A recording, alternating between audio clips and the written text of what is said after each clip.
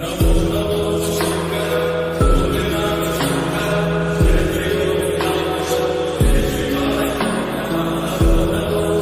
বন্ধুরা, সবাই কেমন আছো? আশা করছি সবাই ভালো আছো। তো আমি যাচ্ছি হচ্ছে বাবার মাথায় জল ঢালতে।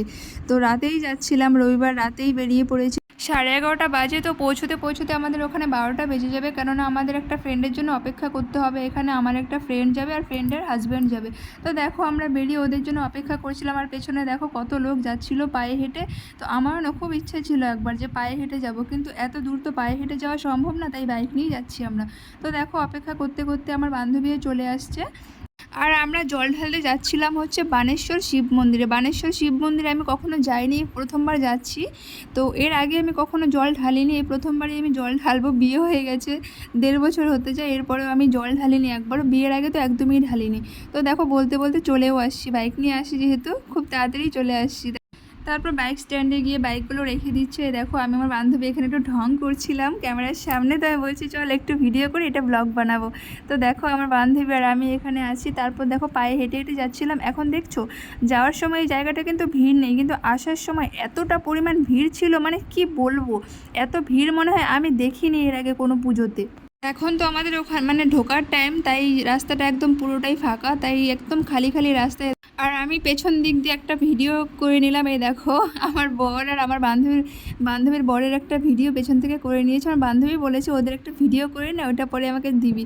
তো বললাম ঠিক আছে, একটা ভিডিও করেই নিন। দেখো তারপর আমরা হেঁটে হেঁটে আরও ভেতর দিকে যাচ্ছিলাম, আর হেঁটে হেঁটে মন্দিরটা একটু দূরে, তো অনেকটা ভেতরে যেতে হয় রোড থেকে। তারপর দেখো হেঁটে হেঁটে যাচ্ছিলাম, আমরা এখানে কিছুই দেখতে পাচ্ছি না, এতটাই অন্ধকার ছিল জায়গাটা। যাই হোক, তাও আমি ভিডিওটা করে নিলাম।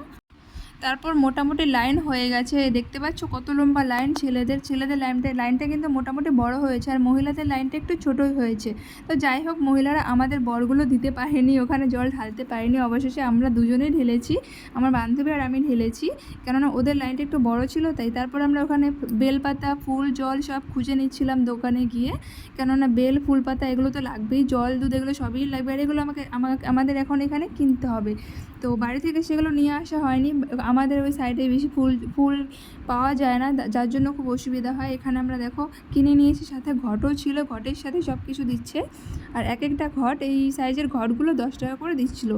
তো কী আর করা যাবে, সে 10 টাকা হলেও 20 টাকা হলেও নিতেই হতো, 50 টাকা হলেও নিতেই হতো। আর এই প্রথমবার জল ঢালতে গিয়ে না ভীষণ এনজয় করেছি, আমার তো বেশ মজাই লাগছিলো। জল ঢালতে গিয়েছি, আমার ভীষণ মজা লাগছিলো। আমার বর দাঁড়িয়েছিল আর আমার বান্ধবীর বরও দাঁড়িয়েছিল, কেননা ওদের লাইনটা লম্বা ছিল, ওরা দাঁড়ায়নি। আমরা বললাম তোমরা দাঁড়িয়ে থাকো, আমরা ঢেলে চলে আসি। তো আমরা তো পৌঁছেছি 12টার দিকে, লাইন দিয়েছি 12টা 15। এরপর পুজো শেষ হয়েছে আমাদের, মানে আমরা পুজো দিয়েছি 2টোর দিকে। আর ওই পুজোর দিন তো সবাই যারা মানে ফুল, বেলপাতা, তারপর মালা, কি মালা বলে ওই মালাটার নামটা আমি ঠিক ভুলে গেছি, ওই মালাগুলোর দাম এত চাচ্ছিল, 50 টাকা 60 টাকা করে চাচ্ছিল, যেটার দাম আমাদের মনে হয় 10 টাকা কি 20 টাকা। ওরা তো পুরো লুটে নিচ্ছিল সেই দিন। তারপর অনেকক্ষণ বাইরে দাঁড়িয়েছিলাম, অনেকক্ষণ বাইরে দাঁড়িয়ে থাকার পর আমাদের অ্যালাউ করেছে ভেতরে। দেখো ভেতরে গেছি, তাও এখানেও আমাদেরকে লাইন দিতে হয়েছে।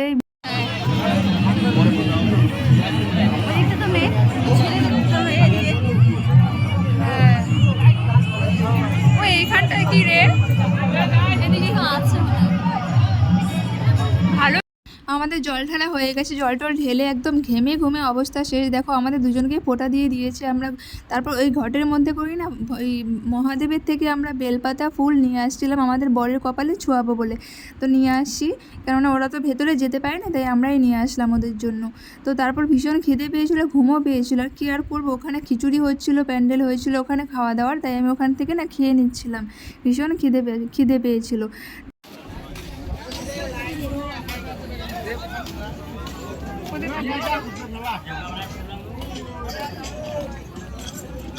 তারপর এখন বাজে 2:30, এখন আমরা রওনা দিচ্ছি বাড়ির দিকে। দেখো ভীষণ ভিড় হয়েছে, এখন আর থাকা যাবে না এখানটা। আমার এত ভিড় দেখে পুরো মাথা নষ্ট হয়ে গেছে। এখন আমরা যাব বাড়ির দিকে। তো ওখানে বাইক বের করতে গেছে, আমি একটু দাঁড়িয়ে এখানে ক্লিপটা নিয়ে নিচ্ছিলাম। এই দেখো ভিড়টা দেখাচ্ছিলাম জাস্ট। তো দেখো বানেশ্বরে মন্দিরে এতটা ভিড় হয় আমি প্রথম দেখলাম। তোমরা কি জানো যে এর আগেও কখনো ভিড় হয়েছে?